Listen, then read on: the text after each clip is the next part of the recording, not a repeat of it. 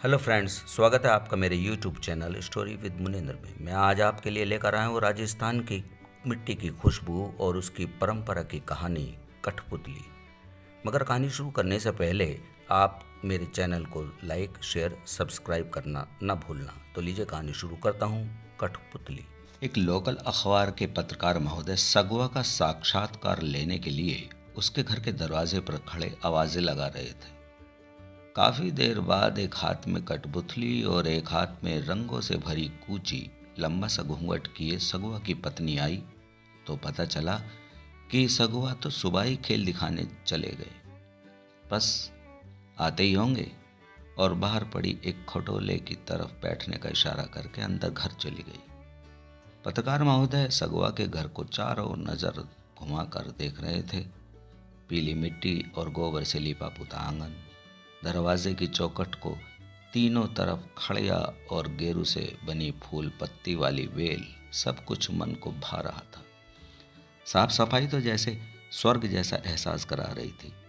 अंदर से सगवा की बेटी कंचन एक सोने जैसा दमकता पीतल का लोटा जिसमें घड़े का ठंडा पानी भरकर लाई थी, महोदय को देकर वापस अंदर चली गई। पानी की 2 घूंट पीकर लोटा नीचे रखा और दरवाजे पर बनी बेल को उंगलियों से स्पर्श करके देखते हुए महसूस करते ही महोदय की नज़र सिर पर छोटा संदूक रखे सगवा पर पड़ी। खम्मा घड़ी सा, सगवा ने आकर अपनी कठपुतलियों से भरे संदूक को नीचे रखते हुए कहा, घड़ी खम्मा, तुम सगवा हो?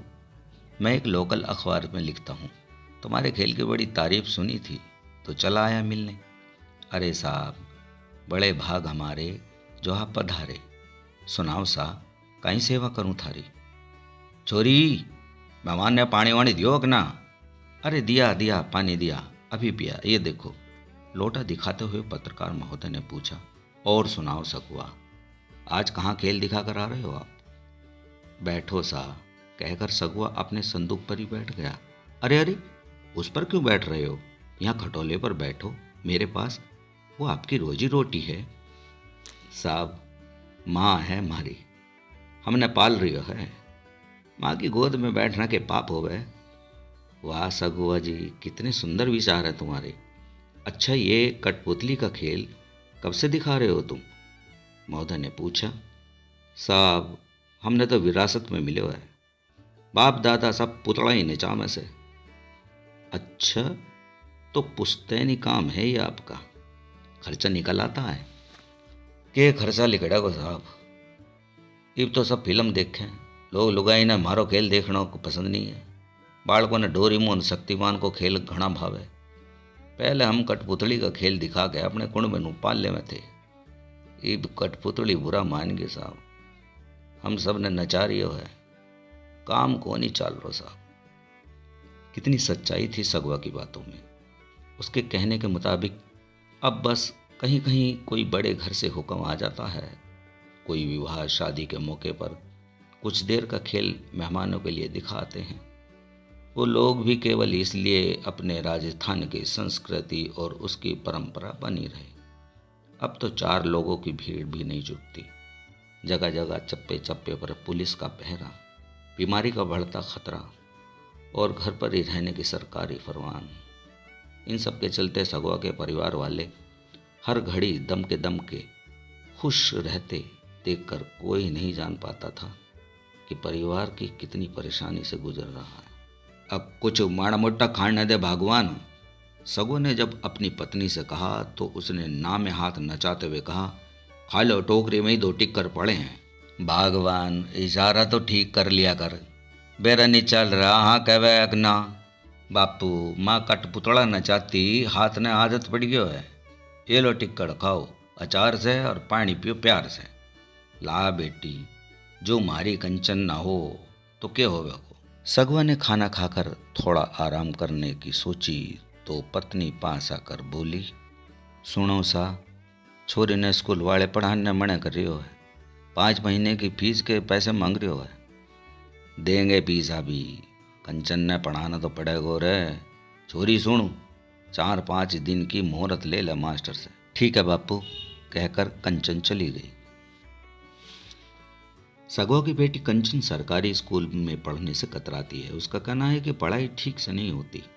वो पढ़ने में जितनी होशियार है उतना ही कठपुतलियों को सजाने संवारने में भी निपुण थी।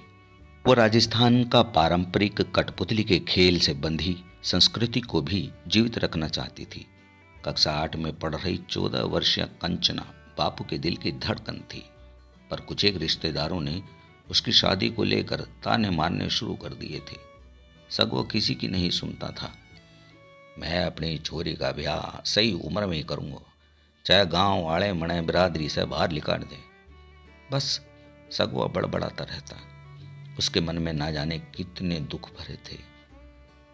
बाल विवाह जैसी कुप्रथा का विरोध, अपने परिवार का पालन पोषण, बेटी की पढ़ाई, कठपुतली के इतिहास के बिखरते पन्नों का दुख, रात दिन यही रोग लगा था सगवा की जान को। इसी अधूरी सी जिंदगी की गाड़ी को धकेलते धकेलते आज बहुत समय हो गया है। कितने बरस हो गए कंचन के बापू, अब छोड़ी बड़ी हो गई है, उसके लिए चोखा सा लड़का ढूंढ लो। पत्नी की बात बीच में ही काटते हुए सगुआ बोला, छोरा ढूंढ रखो है भगवान, शहर में एक सेठ की गाड़ी चलावे है, अपनी बिरादरी का ही है, बहुत भले मानस है।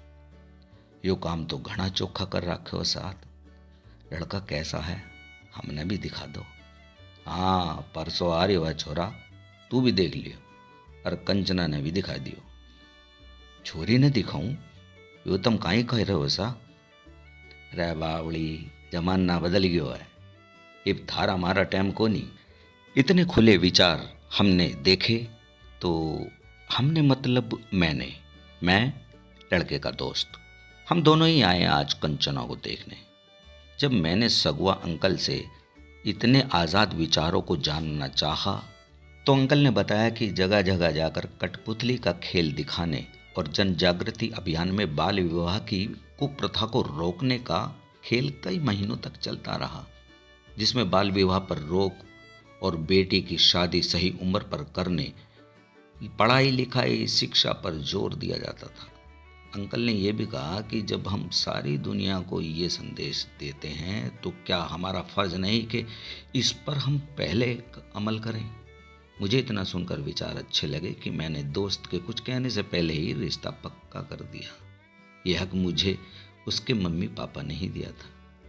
तो साहब, सगवा की बेटी का ग्रेजुएशन भी हो गया था और एक अच्छे घर की बहू भी बन गई थी कंचन। इन सभी बातों ने शहर में और रिश्तेदारों में ऐसी आग फैलाई, अब तो हर रोज घर पर अखबार वाले, टीवी वालों के आने का तांता लग गया।